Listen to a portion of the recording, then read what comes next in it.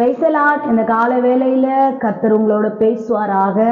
நம்ம என்ன பார்க்க போறோம்னா, என்னோட முடியட்டும், என் சந்ததியை தொடரக்கூடாது. என்ன தொடரக்கூடாது? எனக்கு இருக்கிற வியாதி என் பிள்ளைங்களுக்கு வரக்கூடாது, எனக்கு இருக்கிற சுபாவம் என் பிள்ளைங்களுக்கு வரக்கூடாது, எனக்கு இருக்கிற கண்ணீர் என் பிள்ளைங்களுக்கு வரக்கூடாது, எனக்கு இருக்கிற பாவம் என் பிள்ளைங்களுக்கு வரக்கூடாது, எனக்கு இருக்கிற சாபம் என் பிள்ளைங்களுக்கு வரக்கூடாது, எனக்கு இருக்கிற அக்கிரமம் என் பிள்ளைங்களுக்கு வரக்கூடாதுன்னு எல்லா தாய் தகப்பனும் என்ன பண்ணுவாங்க, நினைப்பாங்க. இதேதான் ஆண்டவர், என்னோட முடியட்டும், நான் சிலுவை சுமந்தது, நான் பாடுபட்டது, நான் காயப்பட்டது, என் சந்ததியை தொடக்கூடாதுன்னு சொல்லி வேதம் நமக்கு சொல்லுதுமா. ஒரு மாம்ச பிரகாரமான தாய் தகப்பனே இப்படி நினைக்கிறோம்னா, கர்த்தர் உன்னை குறிச்சு என்ன நினைச்சிருப்பாரு? அப்ப பார்க்கலாம். அப்ப நம்ம சந்ததிக்கு சில ஆசீர்வாதத்தை கொடுக்குறாரு வேதத்துல. அது என்னென்ன ஆசீர்வாதம் கொடுக்குறாருன்னு நம்ம பார்க்கலாம். முதலாவது பார்த்தீங்கன்னா, ஆதியாகமம் 9:9 சொல்றாரு. என்ன நீங்க வாசிக்கிறேன் நான் உங்களோட, உங்களுக்கு பின்வரும் உங்கள் சந்ததியோட, நோவா கிட்ட சொல்றாரு, நான் உன்னோடவே இருப்பேன், நான் உனக்கு பின்னாடி வர சந்ததியோட கூட நான் இருப்பேன்றாரு. இன்னைக்கு ஏசப்பா நம்மோட கூட இல்லாம நம்ம சந்ததியோடு இருக்கிறார். கவனமா இருங்க. நான் எதை விதைக்கிறேனோ என் பிள்ளைங்க அறுவடை செஞ்சிருவாங்க. அதனால கவனமா இருந்து நீங்க ஆண்டவர் சொல்றாரு, உன் சந்ததியோடு நான் இருப்பேன்னு சொல்லிட்டாரு. ரெண்டாவது என்ன சொல்றாருன்னு பார்த்தா, ஆதியாகமம் 12:7 சொல்றாரு, உன் சந்ததிக்கு இந்த தேசத்தை நான் கொடுப்பேன்னு சொல்றாரு. என்ன கொடுக்குறாருன்னா, வாசிங்கன்னா ஆதியாகமம் 12:7 கர்த்தர் ஆபிரகாமுக்கு தரிசனமாகி உன் சந்ததிக்கு இந்த தேசத்தை கொடுப்பேன் என்றார்.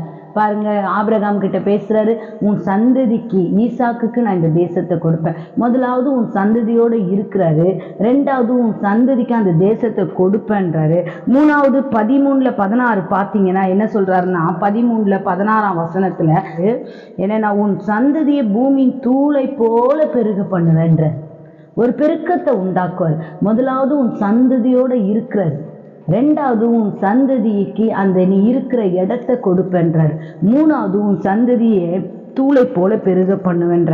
நாலாவது அப்போஸ்தலர் 3:25 உன் சந்ததியை ஆசீர்வாதமா நான் வைப்பேன்றாரு. எப்படிப்பட்ட ஒரு தேவன் பாருங்க.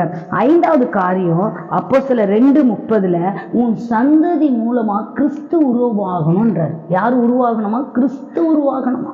இன்னைக்கு நம்ம பிள்ளைகளை பார்த்தா, நம்மளை பார்த்தா இயேசுவோட சுபாவம் தெரியணும், அவர் அனுபவிச்ச பரிசுத்தத்தை நாம தெரிஞ்சு கொள்ளணும். அப்ப உன் சந்ததி மூலமா கிறிஸ்து உருவாக்கணும்னு வேதம் நமக்கு காமிக்குதுமா.